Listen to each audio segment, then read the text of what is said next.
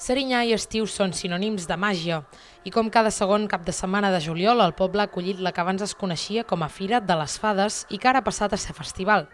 Enguany el Festival de les Fades ha arribat a la 9ª edició, proclamant-se ja una fira consolidada i cada vegada més coneguda.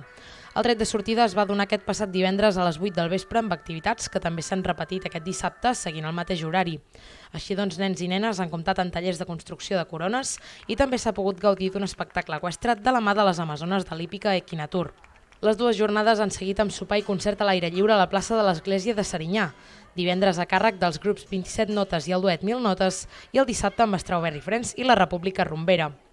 L'activitat estrella del festival ha estat el ja clàssic espectacle de nit al Bosc Màgic, un recorregut per l'entorn i la natura del poble en el que diversos actors serinyadencs han fet una obra teatral per transportar el públic dins el món màgic i mitològic.